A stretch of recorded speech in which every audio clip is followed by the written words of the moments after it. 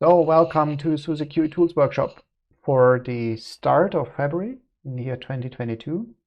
And on every first Friday of a month, we do the roadmap presentation and discussion. And for that, we had the last roadmap presentation in December of the last year. So out of the ordinary, I will need to go over nearly double the amount of tickets, but it's also covering all the Christmas vacation period. So actually, let's see what impact that will have. So first, I would like to go over all the resolved tickets that we have completed in this period of roughly 60 days.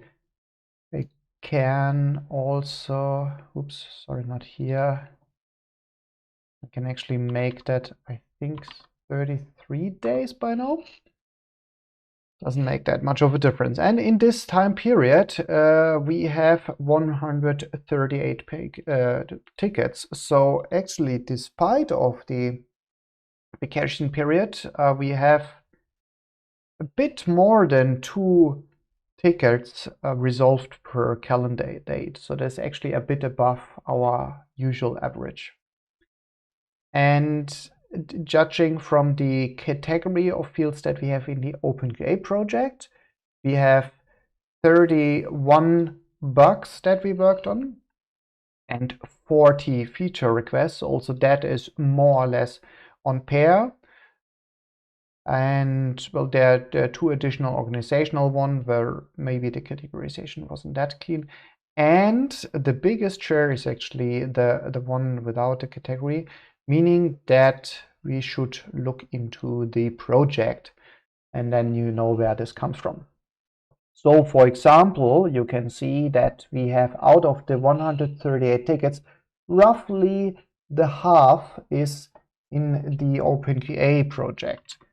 And there is a bit more than well, roughly a third is in the OpenQA infrastructure project. And let's see what else we have. And then we have 4 SUSE internal ones, 1 collaboration project, and 15 in the main QA scope. Let's start with that. So what you can see is that, well, we have some GitLab CI pipelines for the tooling around OpenQA, for example, review tools, and also the QA, SUSE QA maintenance supporting tools like OpenQA bot and bot-ng. We had retrospective outcomes where we try to improve, and there was one project which is called Mojo.io loop read write process, where we as a team decided it's time that we get involved more, that we participate more actively in the development of that project. So this is why we have this epic get involved with Mojo.io loop read write process. It's an important dependency for us, so that we're not just relying on other individuals there, but actively support. We actually did a training inside the team about extreme programming and Kanban, which is what we do within our team to organize ourselves. So this was a team internal training which we did. So yeah, we discussed together how we understand that, how is that applicable to us, make sure that everybody is online there. So that also helped. And we also, because there was a change in SUSE IT already some time ago regarding the issue handling, we are still in the process of finding out what is the best way to collaborate based on tickets. And this is why we also had this specific ticket, so that we know how to do that, like, you know, what tags to put there, what people to involve, so that not just an individual who's maybe not available the next day, but the whole team is able to read upon changes and such. So then let's go into the block of infrastructure. You can see 44 tickets, so that's a lot of things that we had to do, or we planned to do, or what we wanted to do. So yeah, you can see like from the color, so there were some urgent issues, and of course we are always taking alerts seriously, trying to react on that. We have a recurring problem within the SUSE QA infrastructure with power machines, which are in one rack of the internal data center. And this is why you can see symptoms of that bad performance in some tickets like this one, but there are also more. Then we have ARM machines, which are intended to be used for production, and they are still not able to work on OpenQA jobs with the same level of reliability as the other machines that we already have. So there is still a need to conduct a very specific investigation, like why do these machines behave different, what's the problem with them. So there was this one part of it, and that is part of a bigger epic, so it's not done yet, and we're still not sure what the problem is. And then there was an update how SSL certificates are handled, so we changed that, and you can also see that in the public salt states repository, how we instruct dehydrated to make sure that we have updated certificates, including monitoring and alerting before the certificates would expire. And then we upgraded the part of the infrastructure which wasn't already there to LEAP 15.3. So, we didn't start with that, but we concluded that all QAM hosts maintained by us, the OSD web UI, the OSD workers, and also the further down, also the according PostgreSQL version.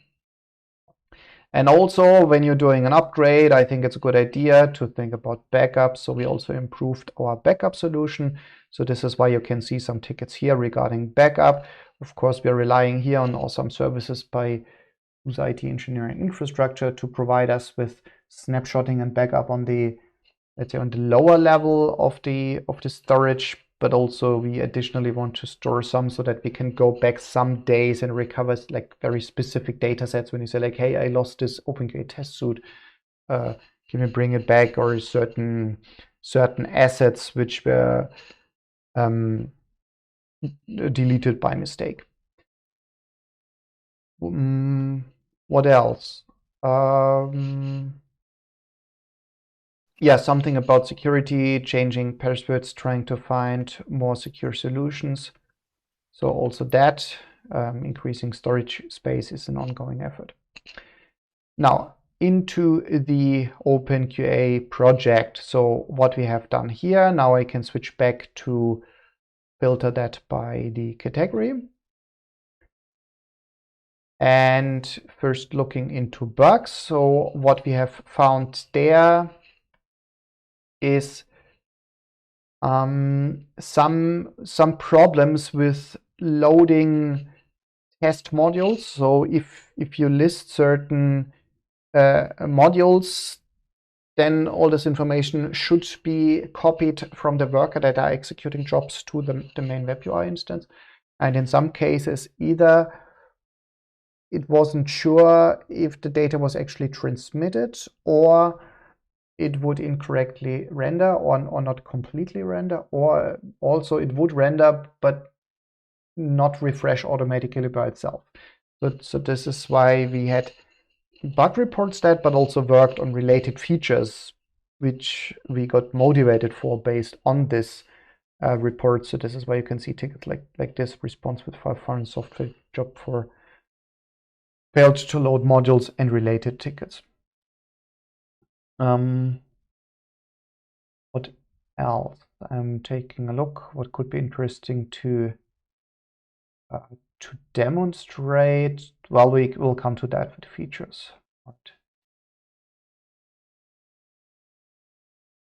If any of you have specific questions, or like for specific bug or specific feature which you would like to have mentioned, and yeah, just shout out.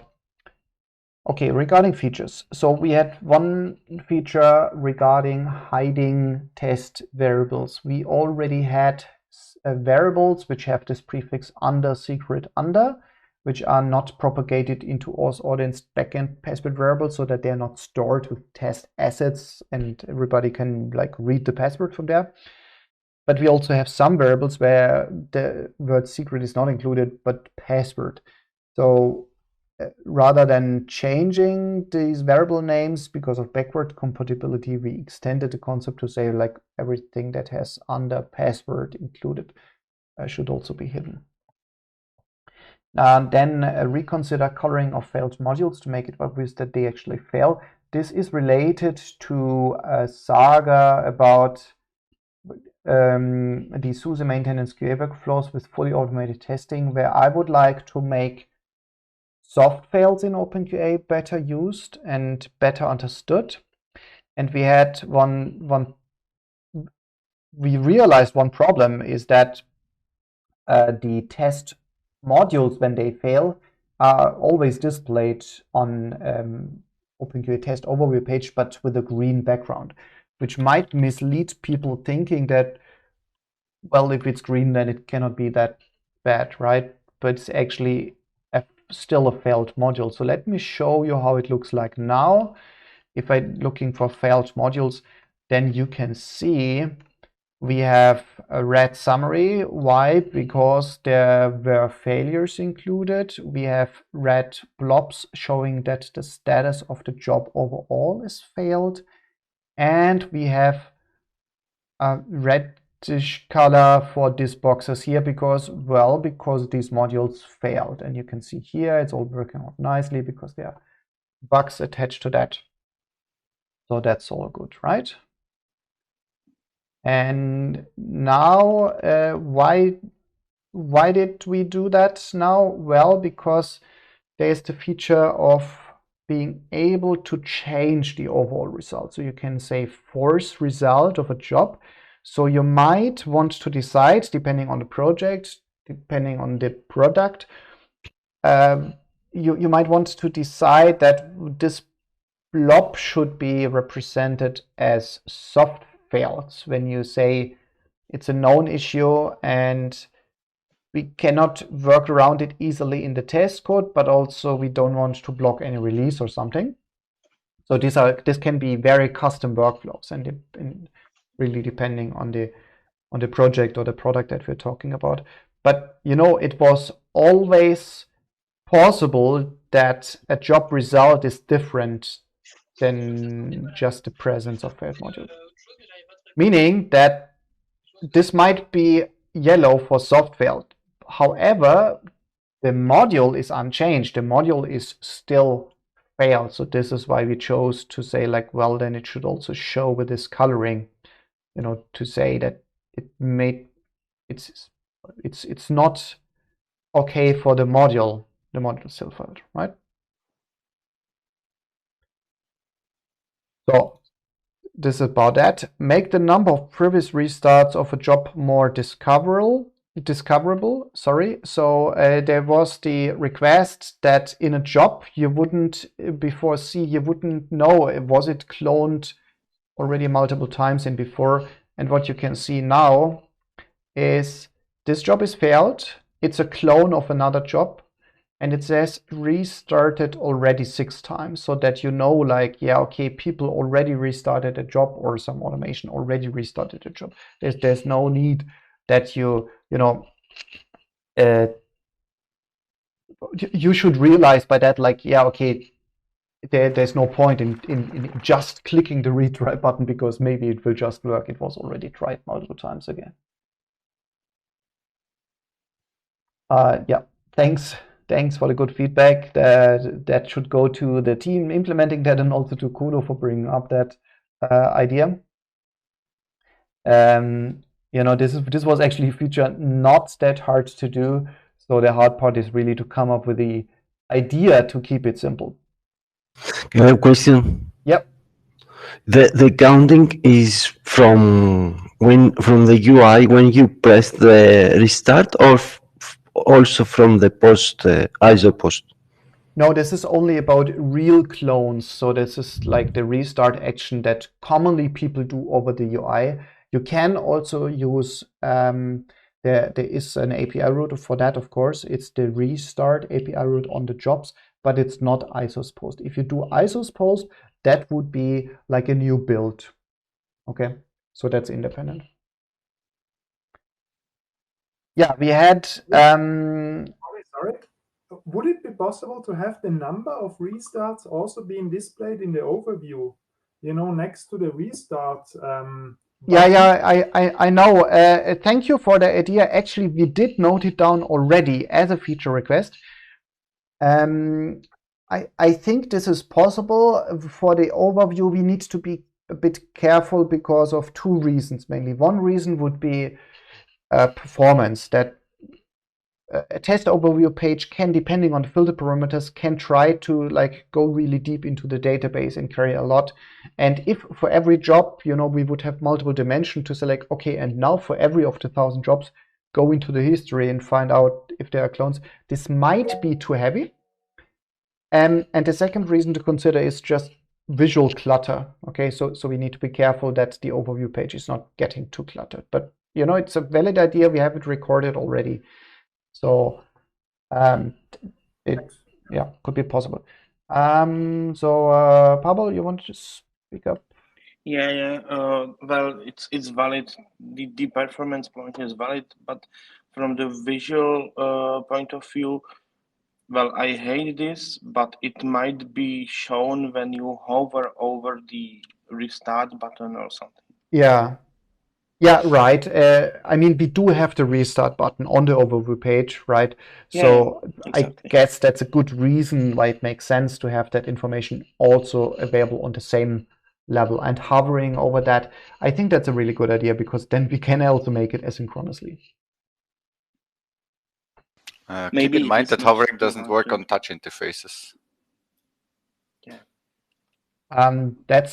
That's correct, and touch interfaces are an important use case. I guess, Dimster, you, same as me, sometimes look into the OpenQA web UI like in the morning from a smartphone or something. Exactly, that's why I mean it. It's quite common that in the evening on the couch I go through it and trigger a few restarts. So hovering is a nice feature, but it would be information not present in this case, of course. That's cool. Yeah. Okay. Thanks for the feedback. Can be actually. I think that if you do this hovering feature correctly, you tap once to the element, it shows you the tooltip as if you would hover, and you need to tap the second time to actually click it. Sometimes the websites work like that, in my opinion, but it's very detailed. Sorry. Yeah. I will note that down shortly. App information Haufen test was restarted already in overview page, maybe with hover, but touch interface friendly, e.g. Confirmation, click dialog or something. Yeah, that's a good point. Good idea. Thank you. Right. So the next thing was about at UI, or actually the epic of list all unreviewed failed or incomplete jobs on the tests page. So many people might not know that the main first entry point the only entry point to use the OpenQA test originally was this route, the test route. And nowadays, many groups use much more the test overview page. So we had a feeling that maybe this page is a bit underused here.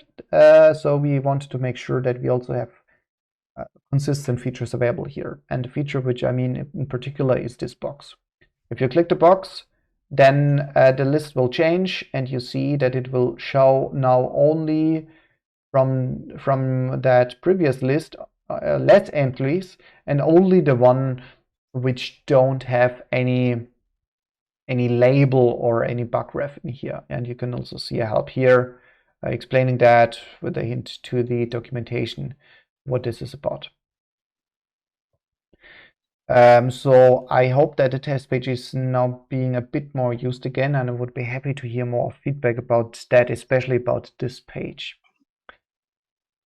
Then what we did is, my goal for the two instances that we have is OSD and O3. I would like to have a true continuous deployment. We are on a really good track there, and already in the process we came up with a lot of actually very useful features which we only thought about when trying to really reach that goal. So I think it's beneficial to still follow that, besides all the other good reasons that we have. What we did is increase the deployment rate of OpenQA SUSE DE OSD from every second day to daily. And especially over the Christmas break, we realized, like, well, now we have many more days when we have a deployment, but there's actually a changelog sent out, and there are no real changes in either OpenQA or CertInst. So yeah, well, we came up with a way to prevent empty changelog messages to be sent out. Another thing, to prevent confusion when OpenQA comments looks like both a bug ref as well as label at the same time. And now what we came up with is, let me see, where do we have a good example? Let me just create an example for you. So, you know, in OpenQA there are comments, bug refs, and labels. You can see here it tells you that there is a comment available, and this is just a plain comment. What you can do is a bug ref, like I could write BSC number 42, and then it would show up as a bug ref. So like in next and previous results, we should then also see that there is a little bug icon. What we could always do is use something like a label. That can be customly defined by you. So like depending on any kind of external tooling you want to use, there are some labels which are already predefined, like false result or label linked to introduce a backlink notation, but you can also use something special. And if you do that, then now it shows up like clearly this was a label. And if I would put something like, what if I do this? Then it will show you like, well, this is not detected as a bug ref, but actually still a label. So now it should be really clear what this is about. Is it a bug ref or a label? It's a label, right? You can see the color, you can see sign here.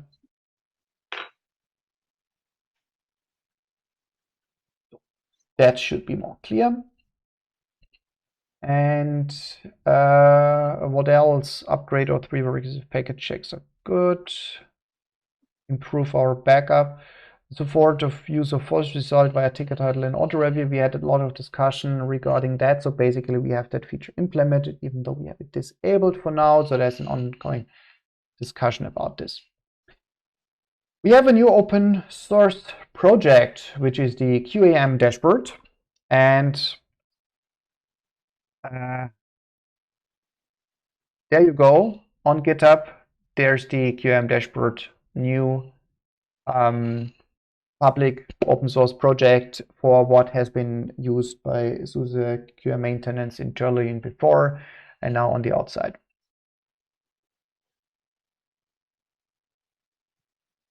Any comments or questions regarding that?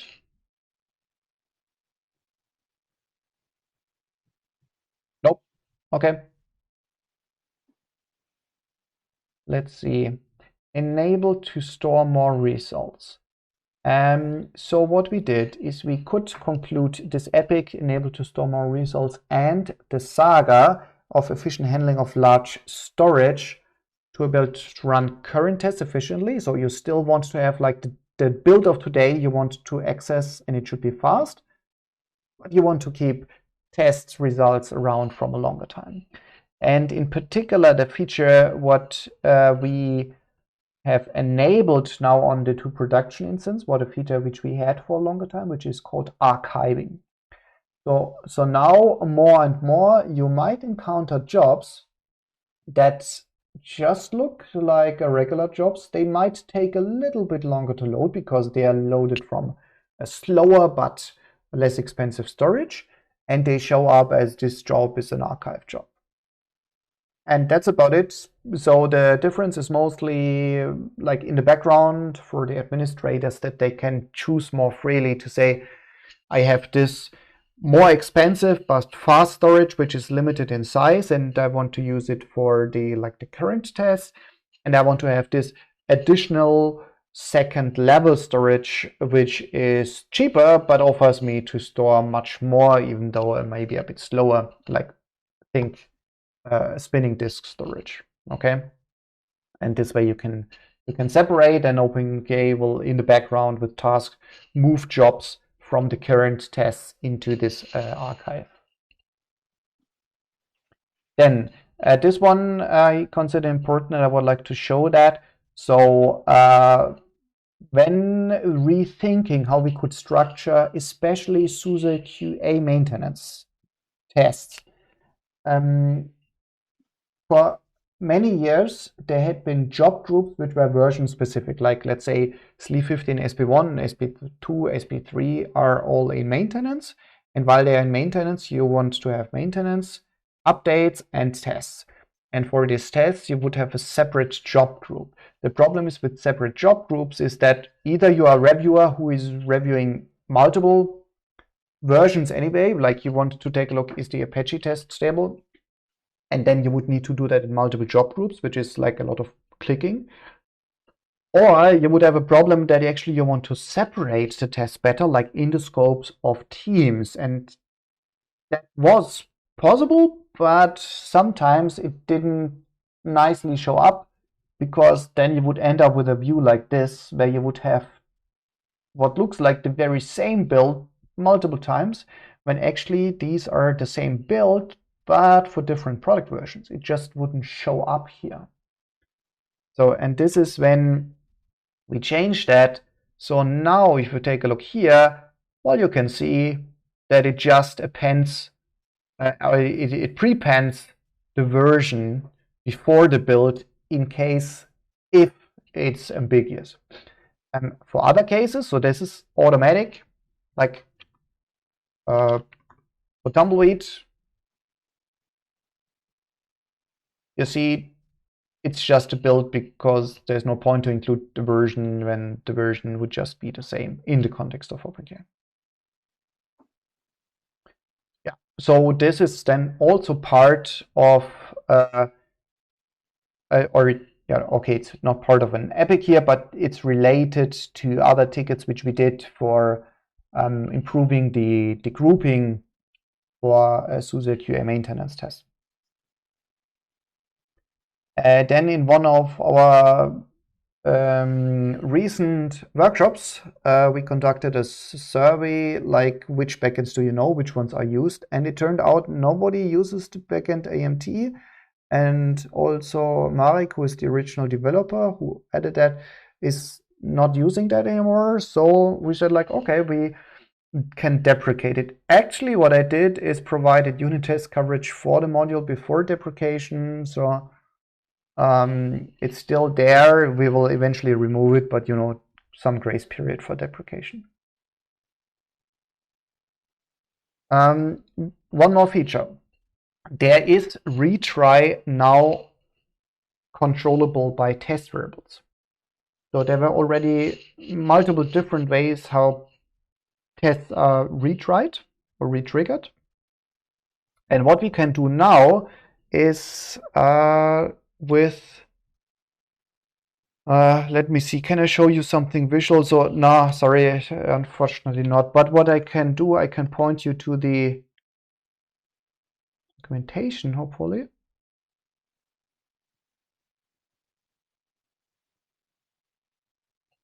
So automatic retries of jobs, yeah, let's look for that. So go to OpenQA docs and we look for automatic retries of jobs. So yeah, so what you can do is you can put test variables in place, and the key should be retry, and then you give the number of retries and an optional description.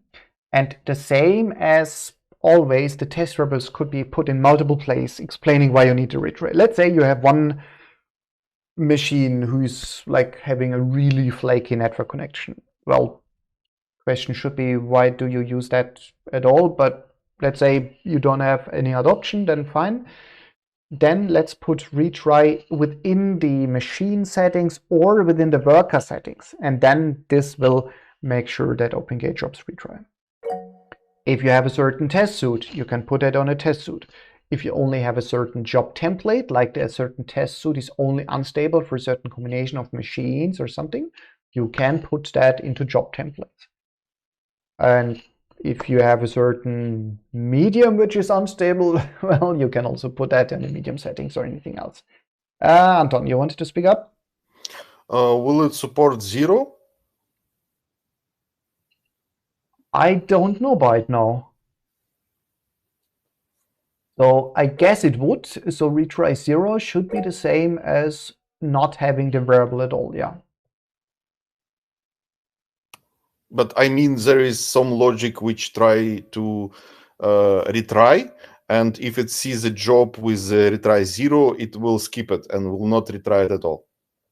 Yeah, so you're welcome to try it out and try negative numbers. And actually one point which I'm in particular interested in is like, maybe that's the use case what you're thinking about. Maybe someone put retries somewhere, and for a certain higher level, you want to override it and say like, no retry should be applied here, even though the lower layer sets this variable and you inherit these variables. And there is this notion of precedence of test variables, so you can even force override something like with a plus in before. So feel free to try that, and I would be very happy to get your feedback. Like where are corner cases where maybe you would have expected something different? Like where were you surprised? So who wanted to speak? Phoenix. This is super cool. It would be very useful to have it on a basis of retry only if a certain set of test modules is failing. So retry, for instance, if this network test is failing, but for the other ones don't retry. And I think that is actually the thing that also Chris wanted to say in the chat. So you say let's say if the Apache module fails, only retry then, but if the Nginx module fails, don't do retry. Exactly. Okay. How about just thinking of alternatives which might be already possible and more suitable would be to say, why not implement that retry already within the job module itself? Because sometimes that's not an option. Okay, because you mean changing test variables might be easier than changing test code? We can go into details offline. There are just cases where it's not so simple to do that. Yeah, well, honestly, I already tried to hack in something like a module-specific retry already in audience. So it's not a crazy idea. Okay. No, the easiest example that I would come up with is, for instance, if you have a test case that really fails objectively because of network issues, and this is an issue that takes 10 minutes to be resolved by a human being. Yes. Trying it on the level of having the job being restarted, where the job is then put into the scheduler, and it will be just by nature of the load being restarted on a later point, is one of the things that I'm thinking about, which is one of the problems that we are facing occasionally. So just having a retry loop in the test case where it restarts itself every 2 minutes would not mitigate those issues. That's fine. That's why I'm thinking that this would be useful. Yeah, right. So normally when thinking of retrying, I'm always considering like, okay, so where's the limit? And we have that limit here. So without a limit, there won't be a retry. So you cannot just say retry and then it retries indefinitely. That could be bad. And the second thing would be like, how long to wait or some kind of back off. And often on a lower level, when network communication is involved, this also involves like an exponential back off. We don't have that here. I would say mainly in the first place, I thought it wouldn't be necessary because, well, it's the retry level of the job, so it's already taking like minutes at least, right? So maybe an intermittent network issue would be resolved already. Okay. Yeah. Yes.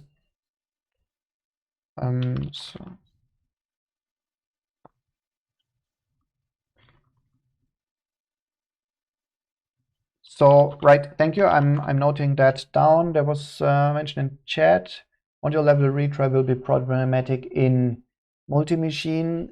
Yeah, that's true. So talking about jobs, that would really mean like on the level of, that would be the same as if you click a button in the web UI to retry, and that also works for multi-machine tests by restarting a whole cluster. So of course it would be less expensive to handle retrying internally while a job is running, of course also considering potential parallel jobs. Okay, so one last check. Oh yeah, there's advanced job restarting via the web UI and also show investigation tabs for incomplete jobs. So this one first, I'm showing the pull request because I thought, nope, sorry, that was a fix up. Anyway, okay, sorry about that. So for every multi-machine test, this makes a difference. For every non-multi-machine test, it doesn't make a difference. It was possible to call retry, and now there are advanced actions where you can choose what was already possible over the API, but now over the UI. So there's a little pull-down menu on the restart button, and you can select which option with an explanation. Oli, if you want, we have a few such failures in Tumbleweed at the moment where we have multi-machines failing for the network manager move, so you can show it in the UI if you want. Okay, all right. Now, thank you for that. So that's something for you guys to explore. One other thing which I wanted to show is the investigation tab. So the investigation tab was always showing for failed jobs, but it wasn't showing for incomplete jobs because mostly we assume for incomplete jobs the reason might be more clear and it's more like interesting for the admin. But there can be cases where you still want to investigate and select why is that suddenly failing now and what changed. So in this incomplete job, you can click the investigation tab, and sometimes it cannot show investigation info, in particular for cases where like it was like always incomplete. That's the same as in failed jobs, and in other cases it can show you the same information that you can see also in failed jobs, meaning the difference in settings and if there's any last good. This one from this message from user experience perspective isn't perfect. Basically what it shows you is that people who did that test manually tinkered with the repository, so it's not running like a origin master repository or something, but different repositories, and this is why it can't show that. But the last good is there, so yeah, you can compare against that. Okay, with that, I would like to conclude the part of resolved tickets, which was actually a bit longer now. And now let's go into the plan. So we have from the top level view a change in the sagas. I have presented that we had sagas concluded in the last period. Sagas span out over, as a reminder, there's user stories, which we normally try to finish within the course of roughly 2 weeks. And sagas are overspanning to that. So an epic, epics can be parents to user stories, which group then over the course of months, and sagas can take a year or years. So this is why we don't manage to resolve them that often. sometimes there is no change, but now there was a change. What is still present from in before is the story about scaling out redundant load balancing deployments of OpenQA, easy containers on Kubernetes, and SUSE maintenance QA workflows with fully automated testing, approval, and release. The thing which we brought in new, and you can also see that in a number, is a saga about easy multi-machine handling, basically to have multi-machine tests as first-class citizens. There are still some rough edges and with like limitations where we say like, yeah, okay, there's this feature, but yeah, sorry, it's not supported for multi-machine tests. And this is the saga to fix that, so that we can say whenever you use any kind of OpenQA tests, multi-machine tests should also support something and not be excluded from that. And now a bit more specific view. It could be the high-level view, including the epics.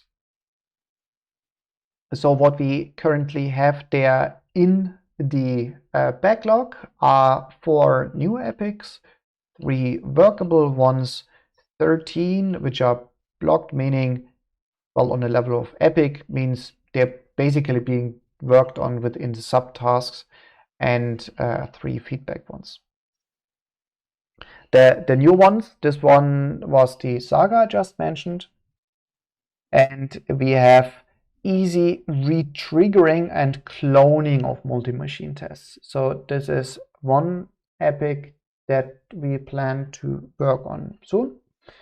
We have another epic which is about triggering. This one is about retriggering. So think of OpenQA clone job as a console tool and then giving it multi-machine tests. That already works in some cases, but you know, it has some limitations. So this is about trying to make it more streamlined, trying to have less surprises in common workflows when you say, I want to clone jobs and maybe they're part of multi-machine tests, so I can just do that and have less surprises.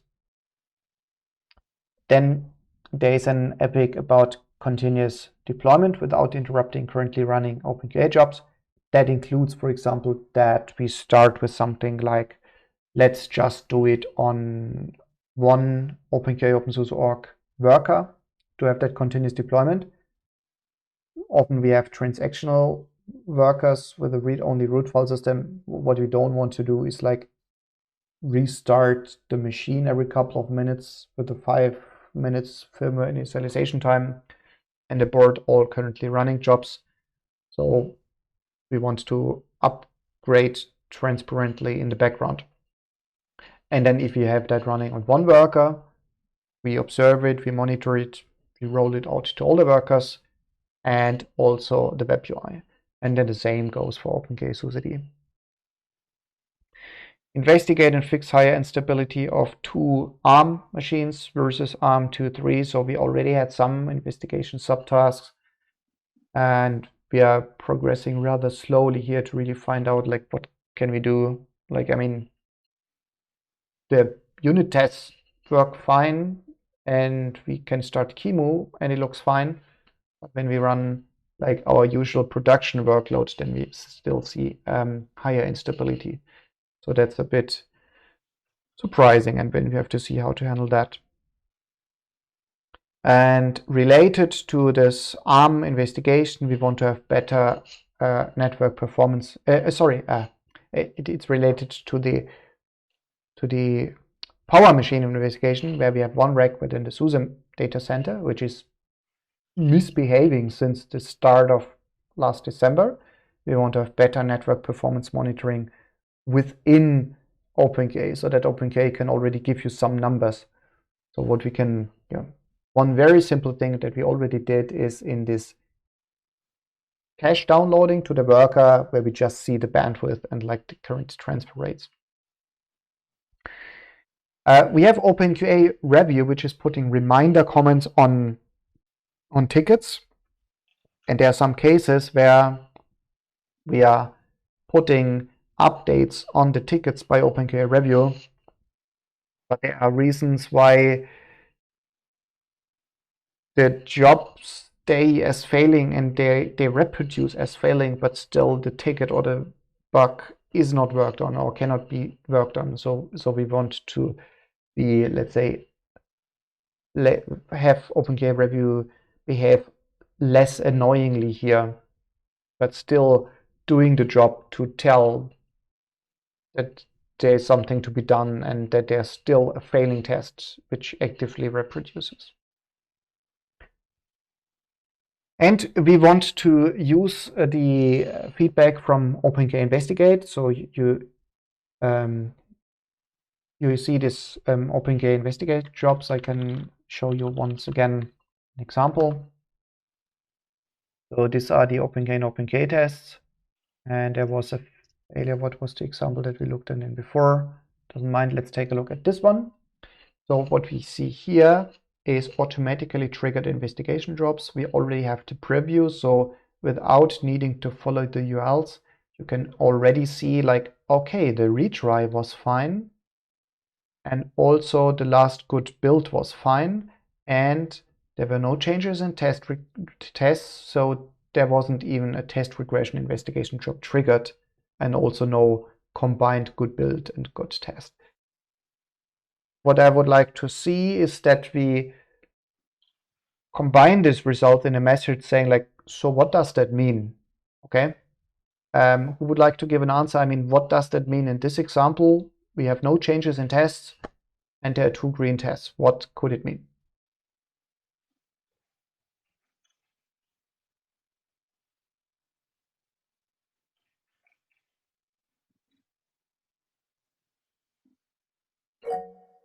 Yep, Dimsa, go ahead. Well, I would say depending on the failure you had, it could have been some network glitch. In any case, it's some random failure. Right. So you have to basically see what's the details. The most likely thing will be some network issues that you failed to download stuff. Yeah, that's a good point.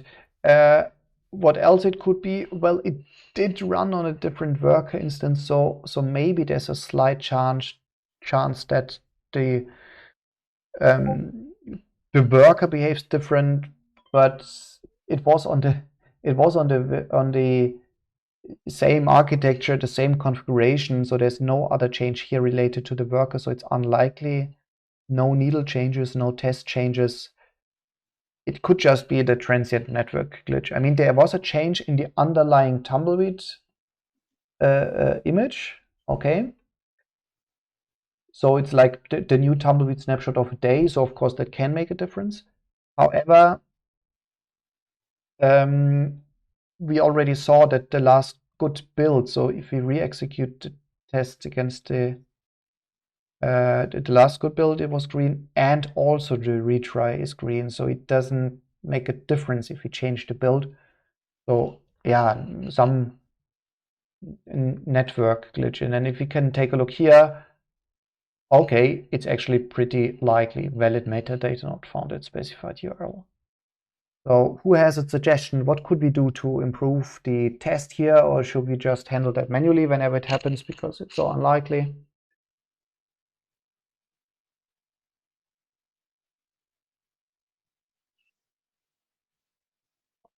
Yeah, so what I would suggest to do is to say, well, I as a user, I wouldn't restart my machine if I see that.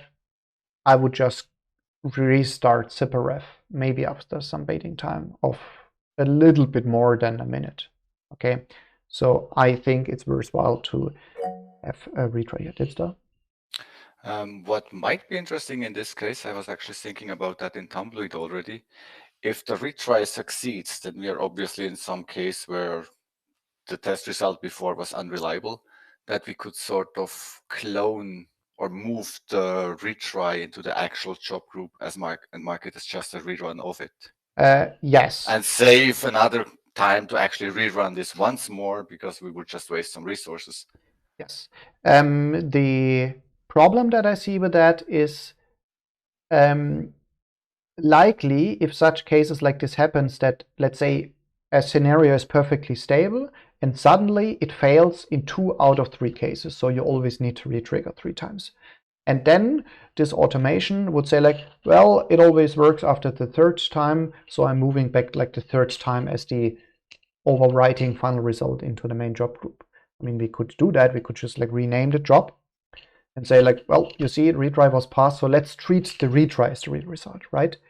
But then after 1 year, Dimster would ask me like, hey, could it be that O3 was slowed down by a factor of 3 because every test take like 3 times long, until we realize like, oh, all the tests eventually, you know, come into the situation that they only work on the 3rd time and nobody ever realized because, you know, it's automatic.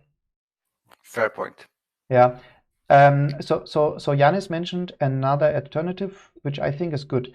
This is a case where force results could use in his opinion. And yes, as a human, I don't have a problem to say like, well, because of these results, I'm treating the overall result as okay. So I'm saying force result